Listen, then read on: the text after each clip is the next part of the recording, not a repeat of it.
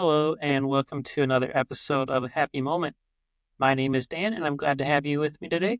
It's time for the last movie in our series involving Frankenstein, Dracula, and the Wolf Man, sort of. More on that later. Today we look at House of Dracula from 1945.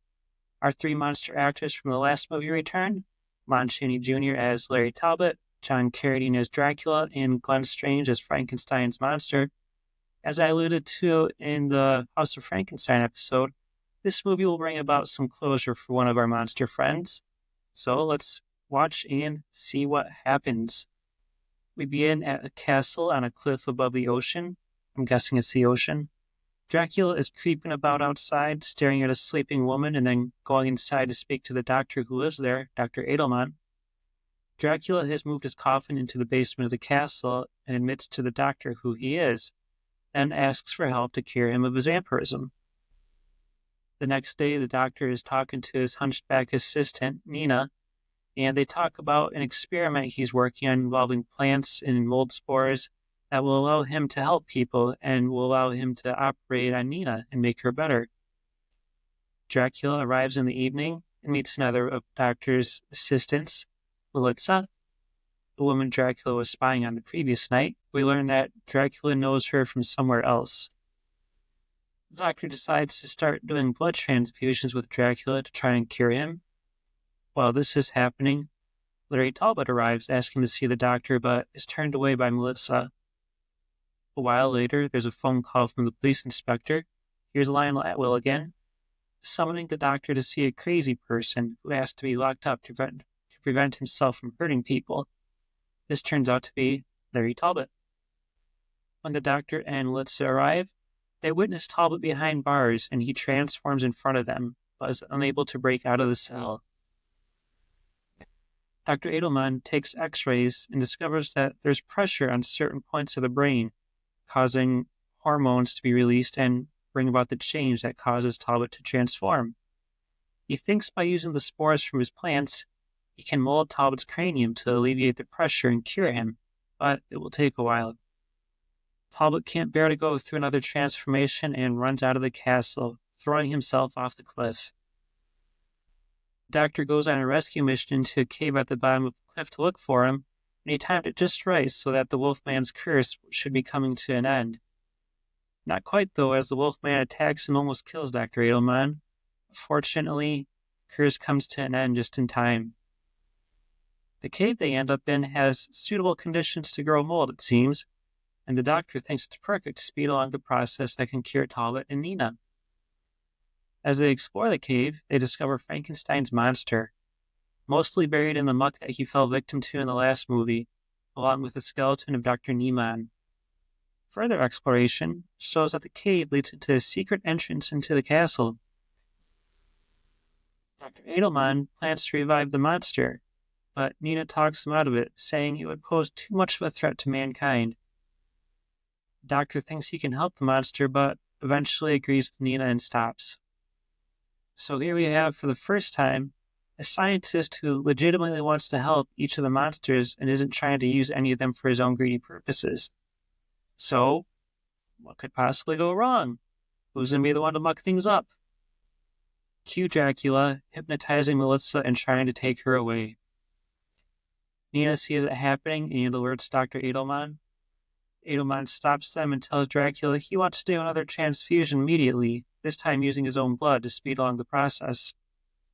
While that happens, Edelman passes out and Dracula hypnotizes Nina. He then reverses the transfusion, causing his blood to go into the doctor's body. Upon coming to, Edelman realizes the danger everyone is in and goes after Dracula, chasing him to his coffin and moving it and opening the door so that Dracula is exposed to the sunlight, and once again, Dracula is reduced to a skeleton. Unfortunately for Dr. Edelman, it's too late for him. The reverse transfusion causes him to turn into a vampire, which has the side effect of giving him crazy hair. During the transformation, he has visions of reviving Frankenstein's monster and using him for nefarious purposes. He doesn't seem to be permanently transformed, though, as he goes back to his old self. But he realizes something isn't right. He asks Nina if they have enough of the spores for 2 operations. She says there's only enough for 1. He wants to operate on Nina immediately, but she refuses and says Talbot needs it more because the moon might be full again soon. The doctor does as she wishes and operates on Talbot. The operation itself goes smoothly. We just have to wait and see if Talbot's actually cured now. Edelman transforms again during the night and murders Siegfried, his groundskeeper. This is actually a pretty cool scene, as it happens while Siegfried is in a wagon headed to town. Edelman jumps in and moves into the seat next to him and taunts him all the way there before finally killing him right as they enter the town. The villagers see this and an angry mob is soon formed. They chase Edelman back to his castle. The inspector searches the castle and questions Talbot, who actually saw from his window Edelman jump in the wagon with Siegfried and also run back, but he doesn't mention this to the inspector. Later, Edelman confesses what's happened to him to Talbot and says he only wants to survive long enough to operate on Nina, and then he may need Talbot's help to end his life. The angry mob is riled, and they want to storm Edelman's castle, and that's where they head, along with the inspector. This just happens to be the same night that there's another full moon, and Larry steps outside to face the rising moon, and the operation was a success. Larry doesn't transform. This happy moment is interrupted as Nina notices Edelman has disappeared. He's back to his crazy form, and he's successfully animated the Frankenstein monster. Nina walks in on him when this happens, and sadly, Edelman kills her right as the villagers and inspector arrive, along with Talbot. In the ensuing struggle, Talbot ends up with a gun from the fallen inspector and shoots Edelman, who wasn't fully a vampire yet, as the bullets appear to kill him. The castle then catches on fire as Talbot struggles to keep the angry monster at bay. The surviving humans escape, while the burning building comes crashing down on the monster, and that is the end. Well, while an enjoyable movie overall, it's a mixed bag as far as its results.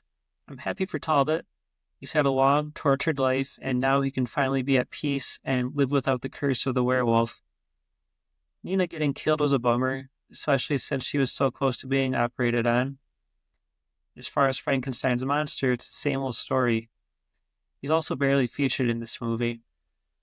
He remained unconscious until the last couple of minutes, similar to in House of Frankenstein. I'm sure he'll be revived at some point, along with Dracula, and they both go on to terrorize people.